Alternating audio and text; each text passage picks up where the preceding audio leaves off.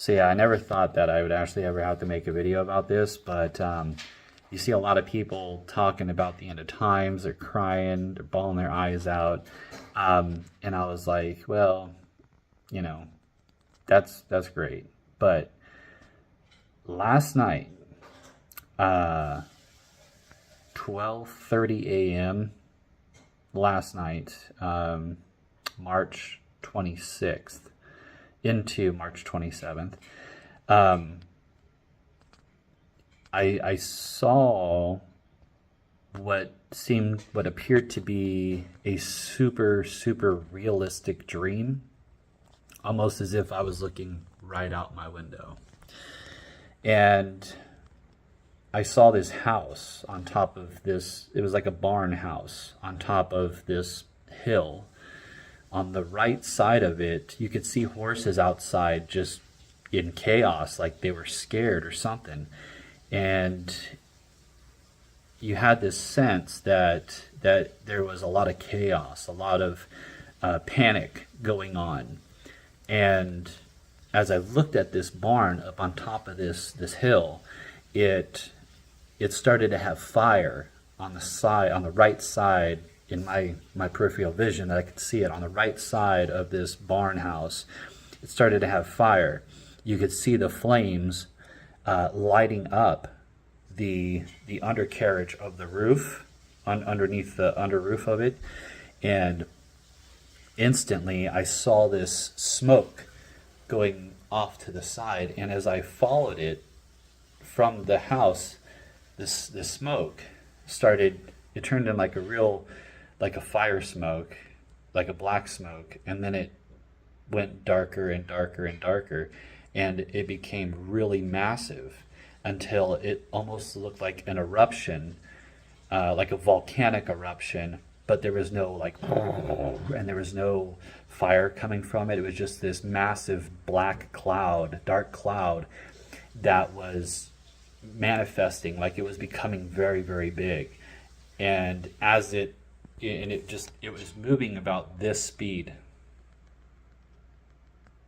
right over, and it was just a big line of this big massive cloud that was just moving.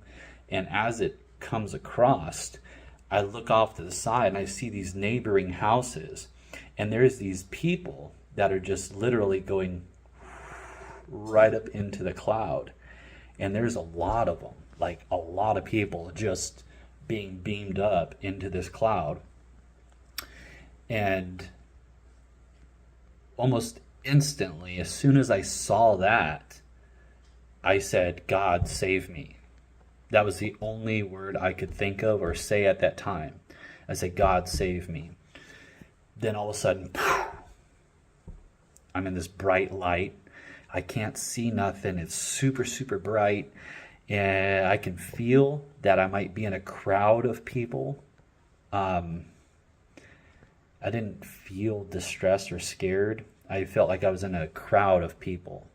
So once I felt that crowd of people, it was like you could feel that you had plenty of time to learn, to develop. You had a sense of being new, like your first day on a job. The distress that I felt from going from Earth to wherever, I actually, it happened so fast I couldn't tell if I was in heaven or if I was still on Earth. But that was my question, was, did I get saved? But I thought that with the bright light, with me surrounded by a bunch of light, around a bunch of people I can't really see, and I'm in the light, I must be saved. So that was the only thing that was running through my mind.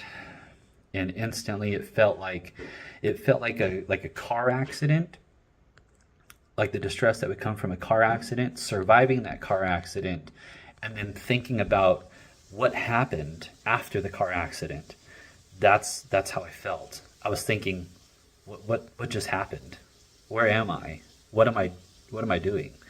But I believe that it was a rapture sign, that God is actually calling us to being caught up into the air, into the sky, when he comes on his cloud.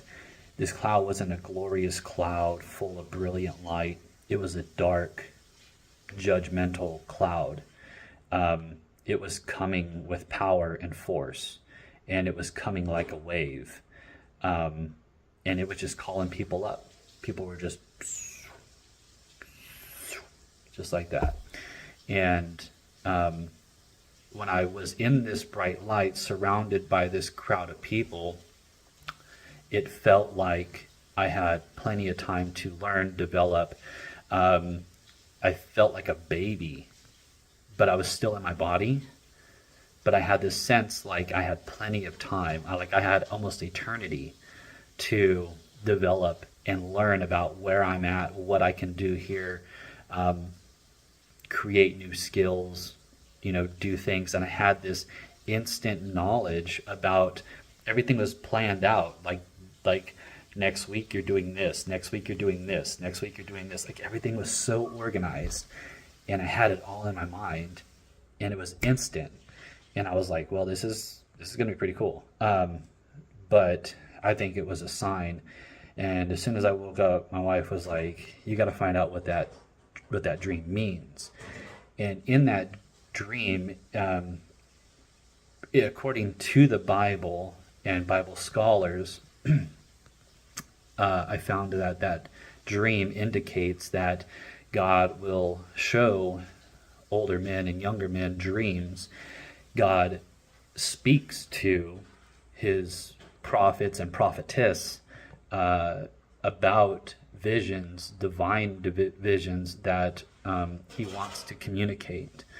And so if we don't share those, like as I'm sharing here right now, the importance of that sign and that message, then that nobody's actually really going to believe it. And I mean, I always believed in a rapture. I always believed in a calling up. You always wonder if you're going to be in that calling up of that. But with that being said, I've had other strange visions about being in heaven, where I actually stood on this grassy area, and I looked up and I see, and this is a different dream, right? So I've stood on this grassy knoll area, just like a straight grass, and just blue skies off in the distance. And as I look up, I can see these floating land masses with green grass also on them. And it was an indication that everybody has their own heaven, and that is provided to them by God. And it was kind of like, what I got from it was like a playground for each individual. There was a centralized heaven where everybody could go to, but you had your own land lot, and that's basically where your house would be built. That's where your own everything would be done. And as soon as I look off to my left, I see this bright light again, and I see these wings, and it's a white horse with wings like a Pegasus, and it's super, super white. It's got blue eyes, and it basically puts its nose right on my head, and I can feel its breath, and its breath matches my breath. As soon as I breathe out, I breathe in. And it wasn't like a claustrophobic type of breathing, but it was breathing at the same time I was breathing, like as if it was giving me air. It was really strange. Then we look to our left, and we start running across what appears to be my land in heaven, floating. And we're just running through the grass. And I'm running with a horse that has wings in the grass, which was the craziest thing. And then I woke up. Other time was I had passed away, and in the dream when I passed away, I had saw my wife and I told her, I said, hey, am I am I gone? Am I past? Am I done? And she says, no, because if you were passed away, I couldn't see you. And I said, well, there's some, there's like two or three voices behind me that's telling me that I'm passed away. And so I don't really know what to do. And she says, well, go see your father. And if he sees you, then you know you're not passed away. So I go and instantly I just pop up right where my father is. And he's got his foot up on the table watching like Western movies, which usually typically does. And I'm waving at him. I'm like, hey, can you see me? And he just completely ignores me and keeps watching. So then I pop back to my wife and I'm like, hey, I went to my dad and he couldn't see me. And she says, well, he probably just was ignoring you or something. And so she's kind of like okay with the fact. She's not really like panicking that I'm telling her that I'm dying, but she's kind of okay with it. And so as soon as I go back to her, I look over to my left and there's this brick doorway, like an arch, brick door that just pops out of nowhere. And there's these white linens that are just flowing out of it. And there's like this.